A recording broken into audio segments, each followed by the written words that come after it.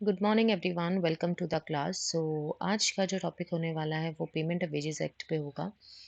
Payment of wages act 1936 के ऊपर आज मैं आपके साथ में डिस्कशन करने वाली हूँ एंड बेसिकली जो कॉन्सेप्ट्स रहेंगे वो आपके हैंड रिटन नोट्स पे बेस पे ही रहने वाले हैं।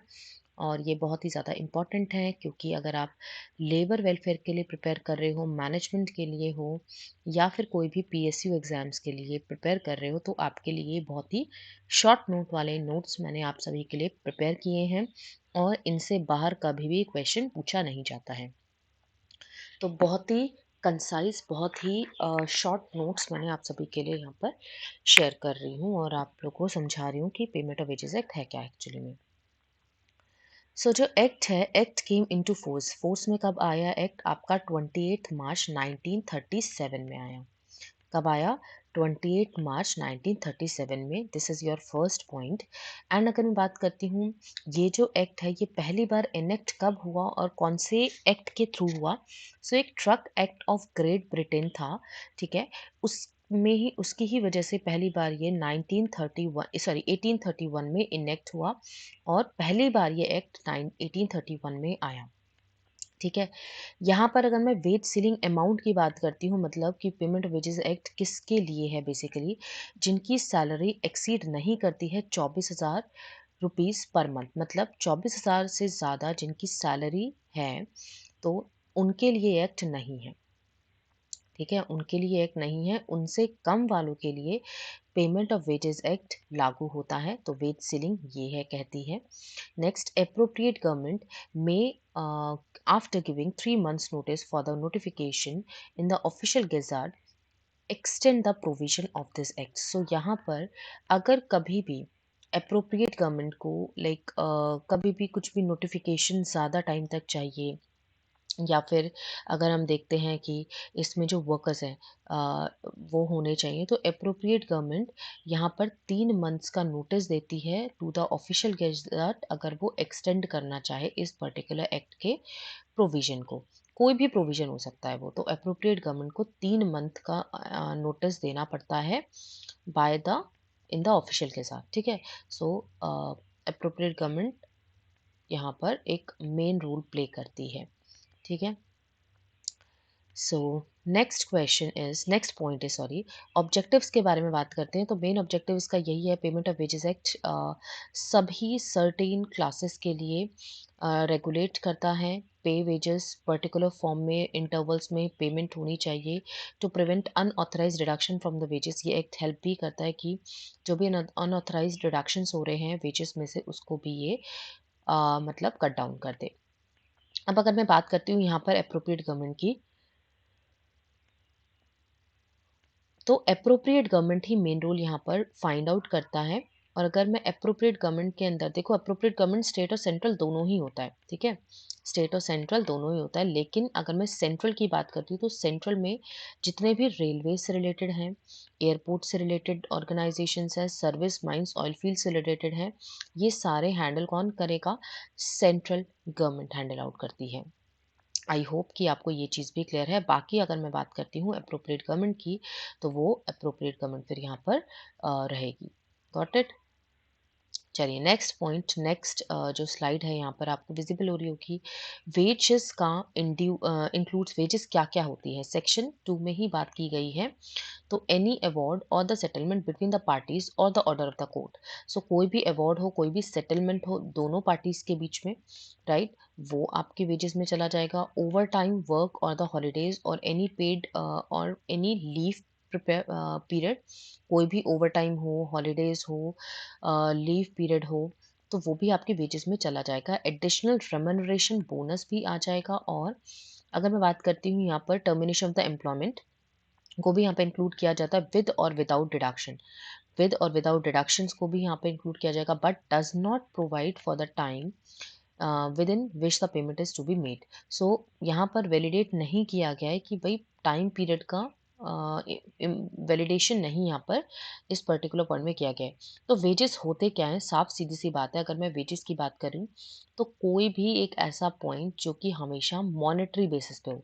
आप ये चीज़ नोटिस कर रहे होंगे, मॉनेटरी टर्म्स में ही यहाँ पर बोला जा रहा है। दैट मीन्स जैसे कि आपका हो गया अवार्ड सेटलमेंट है, ठीक है? एक हो गया रेम्युनरेशन बोनस हो गया, ठीक है? और पेमेंट इश्यू हो गए विदाउट और विद डिडक्शंस, तो ये सारे वेजेस में इंक्लूड हो जाएँगे। कौन से इंक्लूड नहीं होंगे, ये चीज़ ध्यान रखना।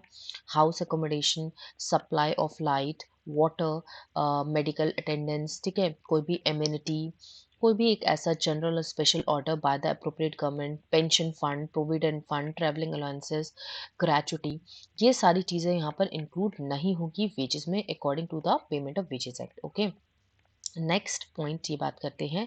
सेक्शन 3 में बोला गया responsibility for the payment of wages, इतना एज सच इंपॉर्टेंट नहीं है। Important is section 4 that is fixation of the wage period. अब यहाँ पर ये बोला है कि फिक्सेशन ऑफ वेज पीरियड का जो सेक्शन 4 है वो क्या कहता है।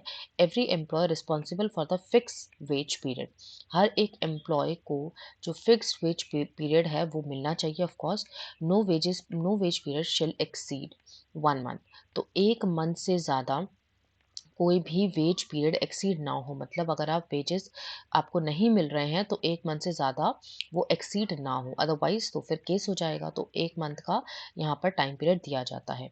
नेक्स्ट पॉइंट की बात करते हैं अगर हम इस पर्टिकुलर पॉइंट की, दैट इज सेक्शन नंबर 5। ये बहुत ही इंपॉर्टेंट है, इससे क्वेश्चन पूछा जा सकता है। Time of the payment of wages, ठीक है? क्या क्या पेमेंट ऑफ वेजेस के लिए टाइम लिमिट है, ठीक है? तो कोई भी रेलवे फैक्ट्री अगर हम देख रहे हैं तो उसमें सबसे पहले तो लेस देन 1000 एम्प्लॉयज़ होने चाहिए, ठीक है? अगर रेलवे फैक्ट्री है और 1000 से कम है तो जो पेमेंट ऑफ वेजेस रहेगा ना, टाइम पीरियड वो रहेगा before the expiry of the 7th day after on the last day of the wages. तो जो लास्ट डे है उसका 7 दिन का 7 दिन में एक्सपायरी हो जाएगी। मतलब सपोज करो आज एक पर्सन को आज डेट कौन सी है, 5th है, राइट? 5th आपकी, सॉरी 6th है आज, तो 6th आपका यहाँ पर एक डेट है, ठीक है? 6th of Feb. तो इससे एक हफ्ते पहले, ठीक है, इससे एक हफ्ते पहले एक्सपायरी हमें, मतलब इससे एक हफ्ते पहले हमें यहाँ पर पेमेंट प्रोवाइड करनी है फॉर द रेलवे और the for the railway factories employees, समझ आ गया? तो हमें 7 दिन पहले इसकी इनको सैलरी प्रोवाइड कर देनी है अगर वो जॉब को छोड़ रहे हैं तो। आई होप कि आपको ये चीज़ क्लियर है। नेक्स्ट पॉइंट में चलते हैं देन अभी हम। यस, सो यहाँ पर ये कहा है कि अगर कोई भी railway factories more than 1000 employees है तो आपका जो एक्सपायरी होना चाहिए ना, अगर वो लास्ट डे हो रहा है, मतलब वो जॉब छोड़ रहा है, तो बिफोर 10th डे जो है उस तक इनको सैलरी मिल जानी चाहिए। फॉर डॉक, वर्फ और जेटी के केस में अगर हम देखते हैं तो 7th day from the completion of the week, week का जो कंप्लीशन होगा ना, मतलब वीक जब खत्म होगा तो उसके 7 दिन पहले पहले पेमेंट उसको मिल जानी चाहिए एम्प्लॉय को। टर्मिनेशन के केस में before the second working day from the day of termination, जैसे ही टर्मिनेट किया तो उसके सेकेंड डे, ठीक है, वर्किंग डे में भी सेकेंड डे से पहले पहले उसको वेजेस मिल जाने चाहिए। क्लोजर के केस में before the second day from the date end of the employment of the closure, तो जैसे ही क्लोजर हो रहा है या एम्प्लॉयमेंट एंड हो रहा है तो उसके ही 2 दिन पहले पहले उसको पर्टिकुलर पर्सन को वेजेस मिल जाने चाहिए। तो इसमें बहुत ही इंपॉर्टेंट है, आपको ये सारे पॉइंट्स याद रखने। Next is wages to be paid amendment in 2017। 2017 में यही कहा था कि वेजेस अब आपके करंट कॉइन, नोट्स के फॉर्म में, चेक्स के फॉर्म में, बैंक ट्रांसफर इलेक्ट्रॉनिकली भी आपका डिफाइन कर दिया जा सकता है। कोड ऑन वेजेस में भी ये बात की गई है। तो डिडक्शंस किस किस में हो सकते हैं, जैसे कि फाइन्स हो गया आपका, deduction from the absence from the duty, deduction from damage, कोई भी डैमेज हो गया है आपकी वजह से तो आपकी सैलरी डिडक्ट हो सकती है, हाउस अकोमोडेशन से, एमिनिटीज से, इंश्योरेंस प्रीमियम से। तो ये सारी चीज़ें आपकी डिडक्शन होता रहेगा। कोऑपरेटिव सोसाइटी के पेमेंट की वजह से भी आपका डिडक्शन हो सकता है यहाँ पे सैलरी का, राइट? तो ये हो गया। Next is limitations of the deduction. तो for the cooperative society and for others अगर हम बात करते हैं तो यहाँ पर अगर कोऑपरेटिव सोसाइटी की बात करते हैं, not more than 75% of the wages, तो जो डिडक्शंस होने चाहिए ना वो 75 से ज़्यादा नहीं होने चाहिए अगर मैं कोऑपरेटिव सोसाइटी के केस की बात कर रही हूँ। और अगर अदर केसेस की बात कर रही हूँ तो नॉट मोर देन 50%। 50% से ज़्यादा वेजेस डिडक्ट नहीं होने चाहिए। अब मैं फाइन्स की बात करते हैं। फाइन्स क्या-क्या हैं? Total number of amount of the fine imposed in the wages shall not exceed the amount of the 3% of the that wages। तो देखो, कोई भी फाइन 3% से ज़्यादा नहीं लगना चाहिए किसी भी केस में। कोई भी फाइन 15 साल की एज में, उसके 15 साल की एज में 15 साल तक या उससे छोटा एज में कोई भी पर्सन हो, वो जॉब कर रहा है, तो उसको कोई भी फाइन देने की ज़रूरत नहीं है। 90 days fine should be collected by the employer. 90 days का जो फाइन रहेगा ना, वही यहाँ पर एम्प्लॉयर कलेक्ट कर सकता है। ठीक है, उससे पहले वो कोई भी फाइन को कलेक्ट नहीं कर सकता। All the fines and the realisation shall be recorded in a register. तो रिकॉर्ड होना चाहिए, ऑब्वियसली रिकॉर्डेड तो होना ही चाहिए रजिस्टर में। Deduction for the absence of the duty. अगर मैं स्ट्राइक के केस की बात करती हूँ, तो 10 और more employee person acting in a concert और deduction amount should not exceed for the 8 days. तो यहाँ पर ये कहा है कि अगर स्ट्राइक का केस है, स्ट्राइक हो गई है, तो 10 या 10 से ज़्यादा एम्प्लॉयज़ जो उनकी जो सैलरी होगी ना, वो डिडक्ट होगी, बट कितने ज़्यादा देर से पहले पहले, not exceeding the wages of the 8 days. ठीक है, 8 दिन की सैलरी से ज़्यादा वो आपका डिडक्शन नहीं होना चाहिए। अगर 10 और उससे ज़्यादा एम्प्लॉयज़ उसमें उस पर्टिकुलर स्ट्राइक में हैं, तो उनकी सैलरी की बात की जा रही है। ठीक है, तो ये ध्यान रखना। Deduction for the service renderance. So house accommodation हो गया, एमिनिटीज हो गया, services that are accepted by the employee as a person employment और द अदरवाइज। ठीक है, सो वो सारी सर्विसेज जो कि वही मैंने बताया कि वो जो वेजेस में नहीं होगा, अकोमोडेशन, एमिनिटीज, सर्विसेज, ये सारी चीज़ें से डिडक्शन होगा। ठीक है, नेक्स्ट इज डिडक्शन। अभी हम बात करते हैं, deduction shall not exceed an amount of the equivalent to the value of the house accommodation और द एमिनिटी और द सर्विस सप्लाइड। सो यहाँ पर ये कहा है, एक कोई भी डिडक्शन उससे ज़्यादा नहीं होना चाहिए। अगर हम सपोज करो हाउस अकोमोडेशन से जो भी पैसा डिडक्ट हो रहा है, या एमिनिटी से, या जो भी सर्विसेज सप्लाई हो रही है, उससे जो भी पैसा डिडक्ट हो रहा है, उस अमाउंट से ज़्यादा डिडक्शन नहीं होना चाहिए किसी भी सैलरी का, किसी भी पर्सन की सैलरी का। Deduction from the recovery of the advances. So जो रिकवरी ऑफ एडवांसेस होगा, वो आपका कब होगा? From the first day of the payment. ठीक है, जो पहला दिन होता है ना, उससे ही हम डिडक्शन कर सकते हैं, पहले ही जब सैलरी मिल जाए तो। रजिस्टर्स में रजिस्टर रिकॉर्ड्स 3 साल तक यहाँ पर एप्लीकेबल करना होता है, कि हर एक एम्प्लॉय को रजिस्टर रिकॉर्ड्स मेंटेन करने चाहिए। कितने साल तक? 3 साल तक। क्लेम्स क्या क्या हो जाते हैं? Appropriate government to hear and decide if the specified area. तो अप्रोप्रिएट गवर्नमेंट ही यहाँ पर मेन रोल फॉलो करती है। Any commissioner of the working, हाँ, कॉम्पनसेशन, वर्कमैन कॉम्पनसेशन। तो कोई भी कमिश्नर होगा जो कि वर्कमैन कॉम्पनसेशन को डिफाइन करे। ठीक है, कोई भी ऑफिसर जो कि सीजी के फंक्शंस को डिफाइन करे। अब इसमें कौन कौन से सीजी के फंक्शंस को कौन कौन सा पर्सन हो सकता है? रीजनल लेबर कमिश्नर हो गया, असिस्टेंट लेबर कमिश्नर हो गया, एटलीस्ट 2 साल का एक्सपीरियंस होना चाहिए। ठीक है, रीजनल लेबर कमिश्नर हो गया और असिस्टेंट हो गया, बट 2 साल का एक्सपीरियंस तो चाहिए चाहिए। दूसरा is any office of the state government का भी हो सकता है, below the rank of the assistant labour commissioner with at least 2 years of the experience. तो बिलो द मतलब असिस्टेंट लेबर कमिश्नर होना चाहिए, और एटलीस्ट 2 साल का एक्सपीरियंस भी इसमें मांग रहे हैं।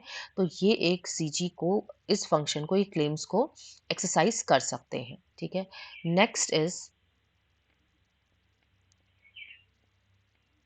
Next is a presiding officer of any labor or the industrial tribunal under the ID Act। कोई भी presiding officer होना चाहिए। ठीक है, ID Act और ID Act के accordingly लेबर कोर्ट और इंडस्ट्रियल ट्रिब्यूनल के बेसिस पे, और कोई भी जज हो सकता है, सिविल और द जस्टिस मजिस्ट्रेट का।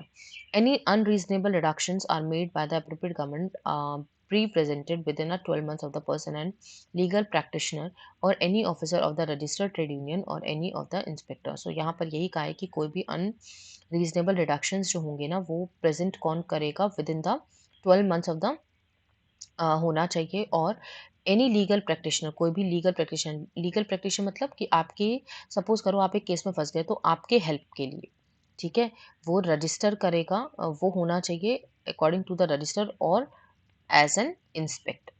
ठीक है, राइट। तो यहाँ पर कोई भी अनरीजनेबल रिडक्शंस नहीं होने चाहिए।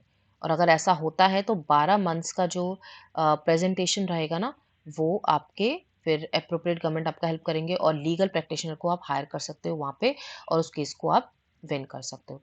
डिडक्शंस क्या है? Deductions made refund to the employed person और amount deductions plus 10 times of the compensation. अगर ऐसा हो जाता है डिडक्शंस मतलब फालतू में आपका डिडक्शन हो जाता है और आपकी सैलरी से डिडक्ट कर दिया जाता है, तो क्या होगा कि जो अमाउंट होगा ना, वो 10 गुना कॉम्पनसेशन में मिलना चाहिए, ठीक है? 10 टाइम्स बोला है, जो भी डिडक्शन हुआ है, सपोज़ करो कि 20,000 का इन्होंने डिडक्शन किया फॉर एग्ज़ाम्पल, तो उसका 10 गुना, ठीक है? उसका 10 टाइम्स, तो मतलब 40,000 आपको मिल जाएँगे, राइट? वही बोला है। अपील की बात करते हैं तो डिस्ट्रिक्ट कोर्ट में जाएगा ये। Any appeal against an order of the like either of Holi और पार्टली, ठीक है, application of the employer made with in the 30 days of the day, तो 30 दिन के अंदर अंदर वही अपील हो जाना चाहिए। एम्प्लॉय मे डायरेक्टेड टू पे a total amount of the wages and the compensation exceeding 300 rupees, 300 रुपये से ज़्यादा एक्सीड ना हो, ठीक है, कॉम्पनसेशन। नेक्स्ट यहाँ पर ये कहा है कि एम्प्लॉयर का जो अमाउंट होगा वो 25 रुपए होगा अगर कोई भी सिंगल अनपेड की वजह से यहाँ पर हो रहा है तो कोई भी सिंगल अनपेड अनपेड पर्सन है तो वो 25 रुपए उसका डिडक्ट हो जाएगा और 50 रुपए फॉर द अनपेड ग्रुप, ठीक है? ग्रुप में है तो 50 रुपए। आई होप कि आपको ये कॉन्सेप्ट समझ आ गए हैं। अब इम्पोर्टेंट फाइन्स के बारे में बात कर लेते हैं। मेजरली जो फाइन्स होंगे ना यहाँ पर, वो 1500 से 7500 तक ही होंगे। अगर मैं डिडक्शंस की बात कर रही हूँ, कोई भी वेजेस फाइन्स लग रहे हैं, एब्सेंस ऑफ द ड्यूटी है, डैमेज लॉस हो रहा है, ये सारी चीज़ें आपकी 1500 से 7500 के बीच में होगी ही होगी। एंड अगर हम बात करते हैं एक सबसे बड़ा वाला fine, that is imprisonment and the fine of कौन सा होता है 3750 टू 22500, ठीक है? तो 3750 और 22500 तक ये अगर found bar bar again and again guilty हो रहा है, बार बार सेम चीज़ों को आप दोहरा रहे हो, तो आपको इतना पे करना पड़ेगा। ओके, सो आई होप कि आपको ये सारे concept payment of wages act का तो समझ आ गया होगा। And that's it for now students. Thank you so much, bye all.